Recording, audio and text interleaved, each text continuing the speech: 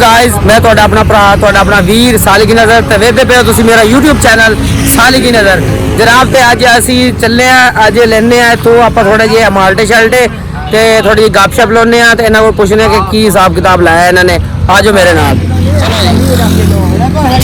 ਹਾਂਜੀ अस्सलाम वालेकुम भाई वालेकुम अस्सलाम भाई। की हाल ने अल्लाह का करम है। और सुनाओ फिट हो अल्लाह का शुक्र है। माल्टे कितना लाए ये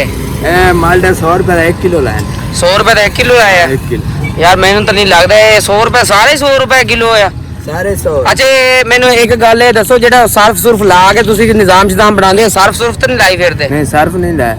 यार सर्फ नाल तुसी चमकाई फिरदे हुंदे हो ते आवाम नु जेड़ा ना फुद्दू लांदे हो तो मैंने सीधी सी गल कर आ देख चमक रहे हैं मैंने तो इंज लगदा इत्थे सर्फ लाया है भाईजान ताजा बाग चू लेके आया है देखो हाले मिट्टी ओमे लगी फिरदी है यार तू बंदा मैनू सही नहीं लग रहा सच्ची गल आ क्योंकि अगे भी तेरी गल्लां बड़ी मशहूर ने पे जेड़ा बंटी है ना वो 2 नंबर काम शुरू कीता होया उन्हें इंशाल्लाह 2 नंबर काम कीते ने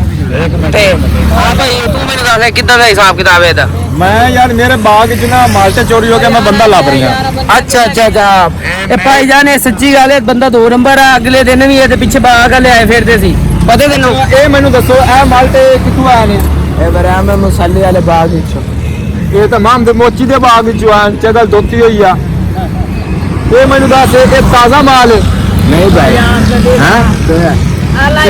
ਹੁਣ ਕਹਿ ਰਿਹਾ ਸੀ ਤਾਜ਼ਾ ਮਾਲ ਹੈ ਤੇ ਹੁਣ ਕਹਿ ਰਿਹਾ ਜਿੱਦੇ ਆ ਇਹਦੇ ਹੁਣ ਤੁਸੀਂ ਕਾਹ ਨੂੰ ਚੈੱਕ ਕਰ ਲਓ ਇਹ ਭਾਈਜਾਨ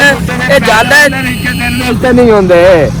4-5 ਦਿਨ ਲੱਗਦੇ ਹੈਗੇ ਫਿਰ ਕਟਾਈ ਹੁੰਦੀ ਹੈਗੀ ਤੁਸੀਂ ਭਾਈ ਕਿੱਥੇ ਲੈਣਾ ਤੁਸੀਂ ਵੀ ਇਹਦੇ ਨਾਲ ਹੀ ਹੋ ਅੱਛਾ ਅੱਛਾ ਸਾਰੇ ਜਿਹੜੀ ਗੋੜੀ ਗਾਣਾ ਲੈ